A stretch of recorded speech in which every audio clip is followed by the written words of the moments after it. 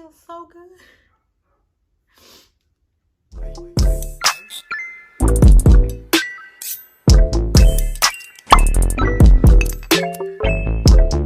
What's up, guys? It's your girl Toya and welcome back to my channel. So guys, today I want to do another hysterectomy video. I didn't plan on doing any more of these videos, guys, but I've been getting an overwhelming amount of love and support and questions even on other videos, Instagram DMs and things like that, and I just want to make sure I can answer all of the questions for you all. I've been trying to go through the comments and make sure I'm replying back, but I may not have got to everyone, so I just want to make another video, and this time I want to talk about things that you should know before you decide to have a hysterectomy, or things that you should know just pre-op, before surgery. So if you're interested in all things hysterectomy, stay tuned. All right, guys, so going into a surgery like this, there are many things that you need to know to prepare yourself mentally, physically, and financially. This is not a quick, easy surgery. The recovery time is kind of long, as if you were having a baby.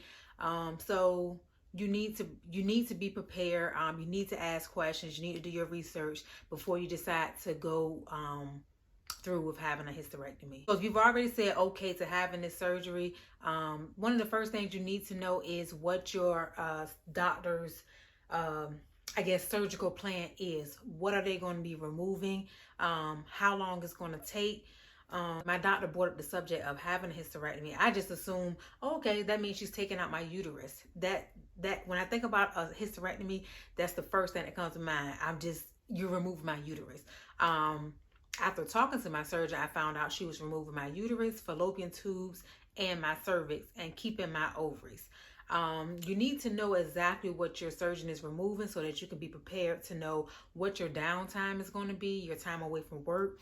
Also the cost of the procedure, because removing, of course, more organs, it's going to cost you more money. So you need to know exactly what they're removing, just so you can kind of better prepare, and also just research like side effects and things like that.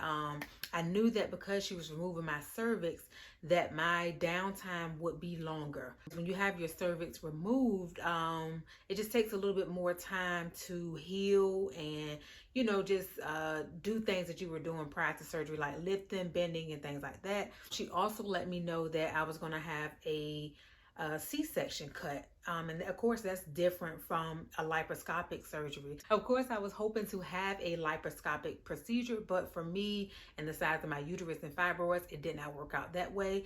And once she told me I had to have a C-section cut, bikini line cut, I was okay with that. I honestly didn't care. I just wanted it out of me. I didn't care. I actually got it out. But these are questions you need to ask. Is my procedure laparoscopic? Well, I require a vertical incision. Will I require a bikini line incision?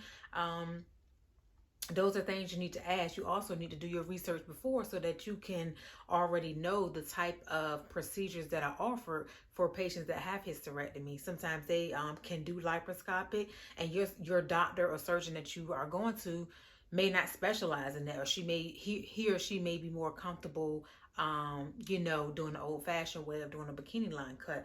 So these are just some things you need to keep in mind prior to your surgery. Another thing you need to ask your surgeon is how long you will be expected to stay out of work. This is very important, because I didn't know that my doctor had to release me back to work. So I had already gave my employer notice and let them know that I would be gone for at least 6 weeks, because she told me 6 to 8 weeks in the beginning. So when I got to my 6-week mark, I hadn't had my 6-week appointment scheduled until the following week, which was my 7th week. So I had to end up staying out an additional week, because my doctor would not sign those release forms. So you definitely need to be prepared when it comes to like FMLA, also just the other financial aspect of it. Like, do you have money saved? Are you able to be out of work for 6 or 7 weeks and still be okay financially? Are you going to be able to pay your bills, put food in your house, take care of your kids? I mean, you just have to, all these things come into play. I was fortunate enough to be okay being out for 7 weeks. But that might not be an option for some. So just always ask, hey, how long am I going to have to stay out after this procedure? Will I be able to go back after 2 or 3 weeks if I wanted to?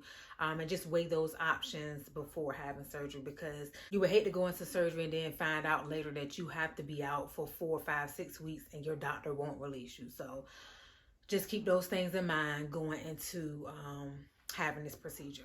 All right, guys, so another thing that's really important to know is the actual cost of the procedure. I think hysterectomies, depending on where you are, can range from like $40,000 to like $60,000, $70,000. And honestly, that depends on what is being removed. I think my surgery was around like 34,000, 35,000 or something like that. And I was given all this information prior to my surgery. So I already knew how much the surgery cost, and I knew my out-of-pocket. Sometimes they require you to pay your out-of-pocket up front. And I guess this just depends on your insurance or either your doctor. And sometimes they will just bill you. So you definitely need to know that if I'm going to have this surgery, are you going to bill me? Do I need to pay this up front before I have my surgery? You just need to know that. So just always communicate that with your doctor. Or you need to get on the phone with your healthcare plan and talk to them as well. That's another good option. But yeah, just know the cost, because things can add up quickly. So while you're speaking with your physician, another thing that you need to discuss are like possible side effects, or how having a hysterectomy can affect your body, your mental state. Before I had the hysterectomy, I decided to like do some research online, just like Googling. I went on YouTube and looked at other women's stories and things like that, so that when I did go in and talk to my doctor, I had like a notebook full of questions. I was able to write down the questions, write down her answers, and things like that, just so I could prepare myself mentally and know exactly what was going to happen to my body. You always want to know like possible side effects of surgery and things like that. So don't think anything that you ask is silly or stupid. Trust me, it's not. I feel like I had a lot of stupid questions, but I mean, hey, that's what the surgeon is there for. I want you to answer my stupid questions, okay?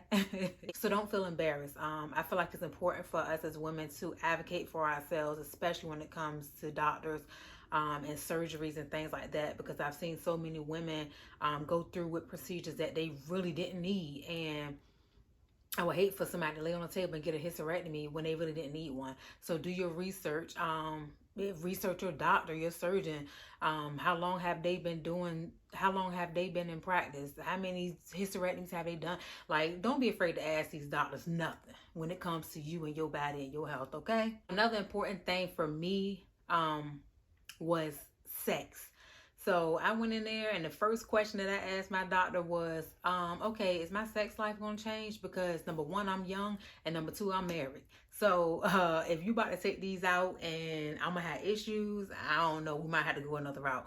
So definitely ask your doctor, like, is this going to change in any way the way I perform in bed? Okay? Simple as that. Because I was like, yeah, so is sex gonna be painful? Am I gonna be dry? Like, I needed to know all this. And she was like, she assured me, girl, you'll be okay. You'll be okay. You're keeping your ovaries, so you still have that hormone. She assured me that I wouldn't have any issues with sex, and homegirl was right. I ain't had none. It's actually better. So yeah, guys, do not be afraid to ask those hard questions, those embarrassing questions, those silly questions. Get it all out. So another important thing to consider before having surgery is who's going to be a caregiver to you. Is it going to be a spouse, a boyfriend, girlfriend, a mom or dad, a friend? You need to have someone there to care for you after surgery, because it is not easy, guys, let me tell you. First week, you're definitely gonna need a caregiver. So after you've made the decision that, okay, I'm gonna have a hysterectomy, you need to get on the phone or whatever and talk to whoever it is that's gonna be caring for you. In my situation, when I left the doctor and I said I was okay, I'm having a hysterectomy, the first person I called was my husband. I let him know everything that was going on. I asked him how he felt about it, because at the end of the day, that's my husband. I said, look, You sure you don't want no more kids? I know we said we don't, but are you sure? Because ain't no getting my uterus, fallopian tubes, and cervix back after this, bruh. It's a done deal. I think it's just so important to also consider those around you when you're going through this procedure. Because at the end of the day, they have to prepare too, whether it's taking time off work, going grocery shopping for you, just coming and checking on you, being there for you, providing for you financially, whatever it is, you have to take into consideration their feelings as well. So I'm just thankful that my husband was there and he was able to, you know, care for me and be in the hospital with me and, you know, just look out for my best well-being while I was down. All right, guys, so since I got that part out of the way, I just kind of wanted to update you all real quick. I just want y'all to know that I'm doing great. I feel amazing. I'm currently sitting on the floor and I'm not having any issues. I am at my 12-week post-op mark. So, yeah, I'm doing amazing. I feel good. The other day I was sitting here and I was like, oh my God, I feel so good. Ooh, all right, guys, I was not expecting to cry, but ooh, let me get together. Guys, I feel so good, and like for the longest time I didn't feel good, and it feels so good to feel good every day. I always hear other people talk about how great they felt after having hysterectomy, but it's so different when you have it. Like, you don't realize how much of a difference you feel until you no longer feel that pain or you know, having that bleeding. Like, oh my God, do not miss getting up and having to run to the bathroom every 30 minutes, blood gushing out of me, being bloated, back hurting, stomach hurting, head. Like, I just felt like my whole body just felt toxic for at least 2 years. And the last year, 2020, was just the absolute worst. So I'm so glad to feel better. I feel amazing. So I just wanted to share that with you guys.